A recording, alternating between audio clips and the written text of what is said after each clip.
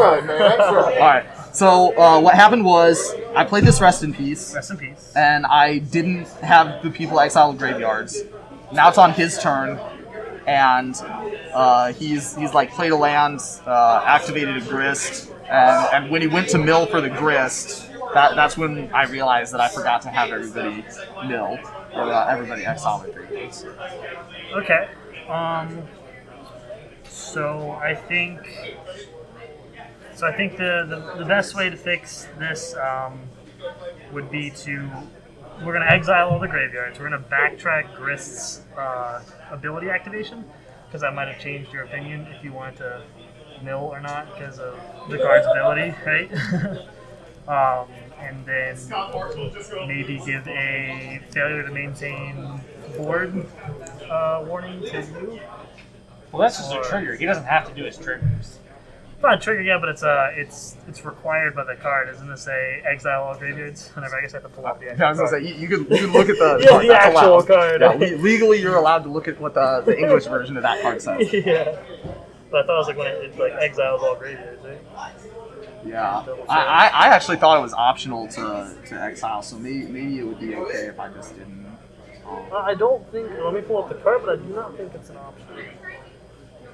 Might help if I actually finished. I typed in rest in, and it was like everything in his mother came up. So I was like, maybe I should put the actual piece in there too. Okay. I guess there probably is a lot of cards that has the word rest in them. Yeah, just rest in. Yeah. All right. It's a cute puppy version too. Yeah, no, I don't. No. So Rest in Peace says, when Rest in Peace enters the battlefield, exile all graveyards. If a card or token will be put into the graveyard from anywhere, exile it instead. Okay, so neither one of them is optional. Yep, so neither one of them are optional, so the graveyards would have to be exiled because that's just the requirement of the card. You're allowed to miss triggers. Well, if it's... Like, I know from other tournaments and stuff that, like, Sure. if I cast a spell and he forgets to do this, Yeah, I forgot a lot of Esper Sentinels. he just forgets and he doesn't get a card. Esper Like, Sentinels. this one should be exiled, I agree, because of the second bit. But these should be in the graveyard still. Well, this card entering, I suppose, because you can miss triggers withdrawals because it doesn't, like, I feel like with those things, it's whenever an opponent casts their first non-creature spell, return anything, one of the don't draw, it's power. Like, those ones are missable because they're not, I guess they're not, actually, I don't know, actually. I think they're not as pertinent, I suppose. Let me look at the actual rulings of that. But I don't think they're as pertinent as, like, you can miss a draw and you can add that into the stack at a more reasonable time. But this is extremely relevant when it comes to the card you're playing and, I guess, what's in the graveyard. So that would probably change because of the information, right? You would have? Is that a question?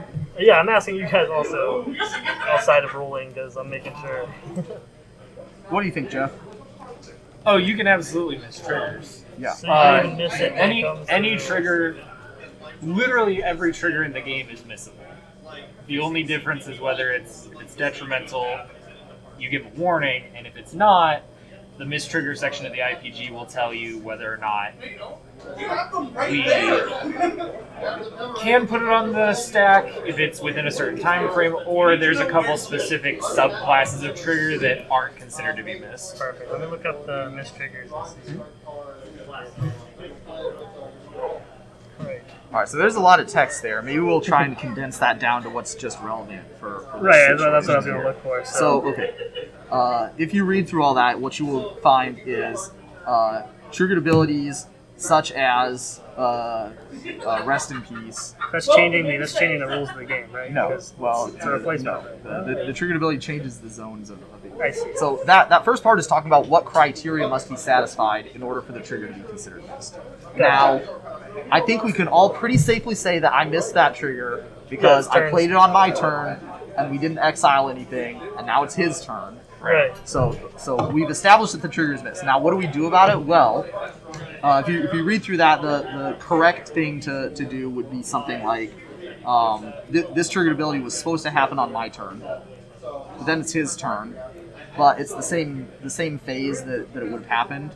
So we're still within the realm where the trigger can be put on the stack.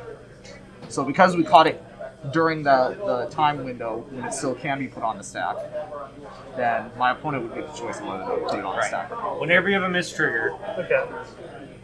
if it's actually missed, there's that sub bullet points of these ones are not considered missed if they go later because of XYZ. But if you're saying they missed the trigger, regardless of whether it's detrimental or not, that just depends if you get a warning. But if the trigger is missed, you always give the opponent the choice to put it on the stack, even if it's detrimental. And they can choose either not to. And they can or choose to. not to. So even if it's like, even if the trigger was you lose 5 life, Right. the opponent gets the option of whether that's put on the stack or not, even though it's bad. Gotcha. So then in this case, The opponent, the reason it's written that way is the opponent is the one who is best able to assess whether or not they want that to happen, given that it was missed. Rather than judges trying to like read the board state, you just leave it to the opponent. okay. So you kind of put the ball in their court. Right. Even for detrimental ones, because like, for a trigger that says lose 5 life, maybe he's playing Death Shadow, and I'm like, no, I don't want you to have that trigger. Like, yes, Right. it's detrimental, you should get a warning, but I don't want you to have it. Exactly. Okay. So then we would probably put the ball You in would your give me court the saying, option. do you want that to resolve, or do you want that to exile all graveyards now, or carrying on, I suppose? Carrying on is different. Yeah. Because the second bit's a replacement effect, that has That's past that. Right. Okay. Like, this has to be exiled. I see, because this is a trigger of it when it's No, because entering I the played battle. that after. This one was in there. This one was milled. This is. Oh, that's the. Okay. Yeah, I milled one. So, like, this one has to go. These ones, it would be the choice to me whether I want graveyards to be exiled at the time. Right. So then I would say, do you want those to be exiled since you're the active player currently against the opponent? All right, so making sure I'm understanding, the ruling that we got for this situation was miss trigger. Jeff is going to get to decide whether the graveyards get exiled now or if the trigger just misses for us. Is that an accurate summary of what you're... All right, Jeff, are you satisfied with that ruling? Yeah, can I ask you a question right from the table first, though, Judge? So we're away from the table. Yeah. Like, I'd get up. He's not here. yeah. Okay. So because of the recording stuff, Okay, yeah, no, I you guys can Oh, talk. so- I can't hear anything you're saying. I wasn't thinking about the rest of these at the time. Like, I saw that he missed it, and I didn't call it out because having cards in the graveyard is generically fine for me. I've got like an Eternal Witness to chord for, so like maybe it's relevant. But like as we were sitting there talking through it, game 2, he also had Rest in Peace, and he very explicitly remembered to announce it. He has Academy Ruins in play and a hammer in his graveyard. I think he might have missed it on purpose, like because he was like very clear and crisp about everything in the first 2. We're in game 3, like. So we As for announced- Sentinels, as soon as I cast something, Rest in Peace, as soon all his triggers and stuff were super crisp. And then all of a sudden in game 3, when it would be good for him to keep his hammer in the yard, he forgets his Rest in Peace trigger. And like, these 2 cards are maybe relevant for me, but the replacement effect is what stops me from comboing. So like, the ETB doesn't really matter to my deck. Okay. So, just to make sure I understand, what you're suggesting is that possibly you think that he may have done that on purpose to either, jade the game into his favor here I think with he's that cheating. trade. Think he's cheating? I think he played. He seems like a grinder, and he played really like tight with all his triggers and stuff in all the first games. For him to suddenly forget this Right. seems weird to me when it's good for him. Like if he didn't have the Academy runs, I might not have thought of it. But like it seems like he. Thank you for bringing it to my attention. I will I'll go ahead and talk to him. Yeah, we can head back to the table. Yeah, I'll head back to the table and I'll talk to him. Welcome back. Yeah. All right. Cool. All right, so let's see what deck you're running here. How familiar would you say you are with Modern? Me? Yeah. Me personally, I actually do not play Modern. Okay. So, So I'm still this very new, this yeah. deck, for those of you who might not know, is called Hammer Time. The basic idea behind this deck is if you look at this card, it says I can cast equipments as though they had flash, and it lets you auto equip. So I can play this 1 mana equipment, and instead of paying 8, Auto attach it just gets on there. So that's the like basic general idea of what my deck is trying to do. Right. It's trying to, Hammer's and the there's a most couple of important other card. cards like this Which I that figured, let yeah, you like the paladin coupon. and stuff like that. Yeah. So that's like the basic idea of what my like deck's game plan is. Obviously, format familiarity is something that's very helpful to you as a judge investigating. yeah. But maybe you wouldn't know that, maybe you would. But I feel like you probably could have access to that at least in Oh principle. yeah, I mean, I play tons of commanders, so that's where luckily there's tons of interactions in that, which helps me. But modern's still something. I know it's a typical 4-card format, etc. With some particular, there's some things you can't run, and some like sets you can't run. Right. So yeah, that's like a general overview. So yeah, was there any questions that you had for me, Judge? Yeah, I was actually going to ask.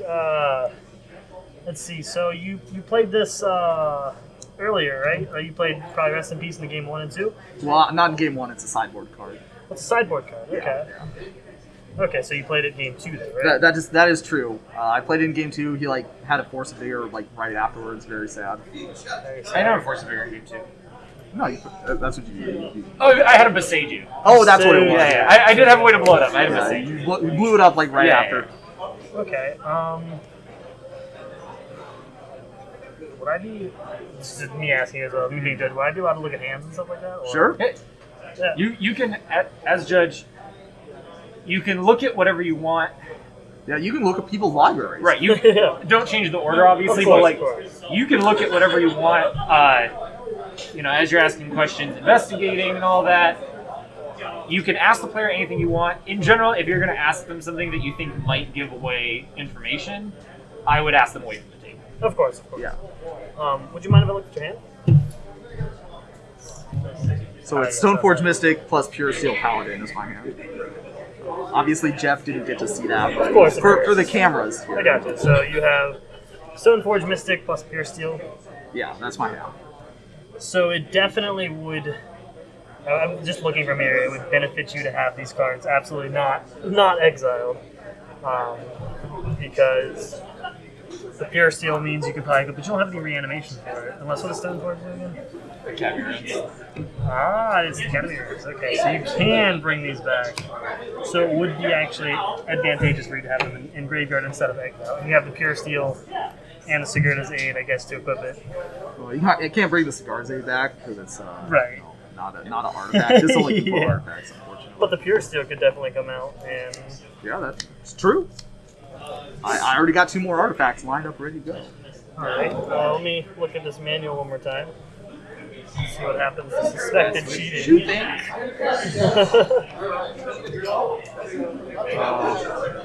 So there are 10-10s. That is a problem. 10-10.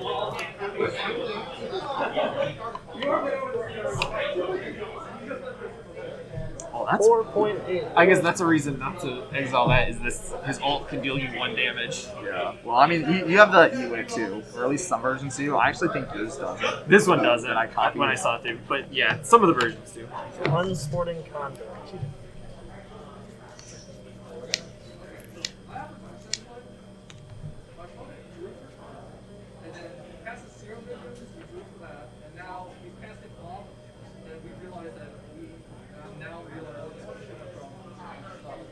So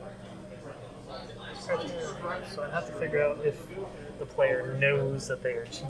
So I'd have to ask questions to find out if you know what you were doing. I'm saying this out loud. Yeah, no, that's great. No, it's good to think through. So what are those 3 criteria that you read? So the criteria was that the player is gaining advantage off this, which Yep. they are. Okay. The second one is if they know they're cheating, which I have yet to discover. If they know they did it. But from And- your account, you said they played crisp, and I'm probably going to ask a couple more questions. Right. And the third account, there actually wasn't a third one. I was like, They did The third something one is they have to against break the a rules. they had to break a rule. Or Yeah. notice their opponent. Which was break the a missed trigger was the broken rule. rule. Yeah. Right. It's That one's important because like But you they can't can just be do like, something "You're to gain an banned." advantage and Like- know they're gaining an advantage, but that's just good play if they're not breaking it. Right. or like if Rest in Peace said you may exile when it comes into play, Right. then You like can I didn't do choose, anything against the rules because it's legal to not exile the graveyard. Right, So right.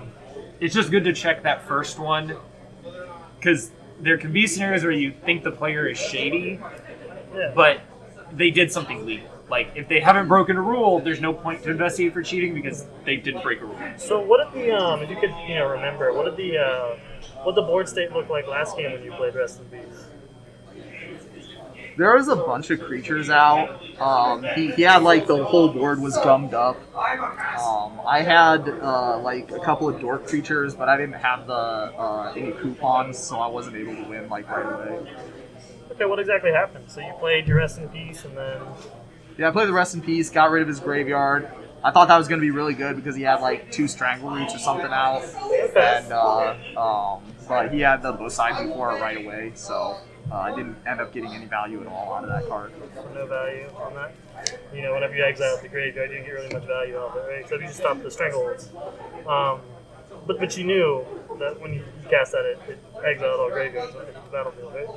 Say what now? Whenever you casted Rest in Peace, you knew that it exiled graveyards in game 2, right? Well, I mean, yeah, like I just forgot the trigger this time.